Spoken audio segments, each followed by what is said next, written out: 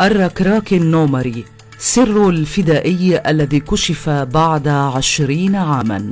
في كل محطات الصراع على أرض فلسطين، من الحروب الصليبية إلى الكفاح المسلح، كان للمغاربة مآثرهم التي سطرها التاريخ بمداد البطولة والتضحيات.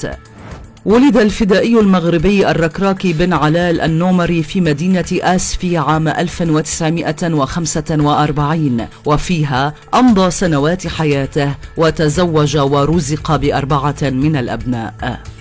في عام 1981 حظي الركراكي النومري بعقد للعمل في جمهورية العراق، فودع أسرته وغادر سعيا وراء رزقه.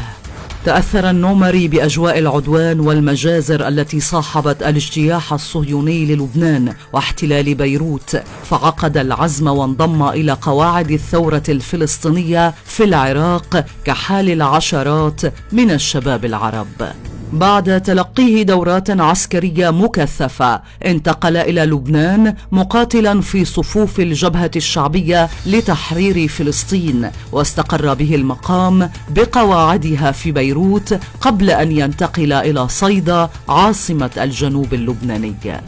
على مر سنوات القتال، عرف الركراكي النومري واشتهر بين رفاقه الفدائيين بالشجاعة والإقدام واختياره لتنفيذ المهام الخاصة شديدة الخطورة. في 25 من أكتوبر العام 88 كان الفدائي المغربي البطل الركراكي النومري يتصدى لعدوان الاحتلال على مخيمات اللاجئين في صيدا، ويشعل سماءها جحيما على طائراته بمدفعه الرشاش قبل أن يصيبه صاروخ مباشر من إحدى الطائرات ليرتقي شهيدا على الفور ويشيع ويدفن بمقبرة الشهداء في مدينة صيدا.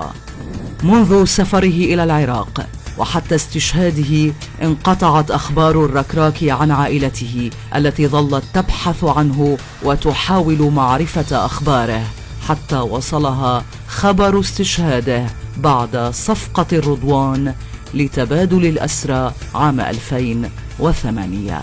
الثوار لا يرحلون، بل يخلدهم التاريخ.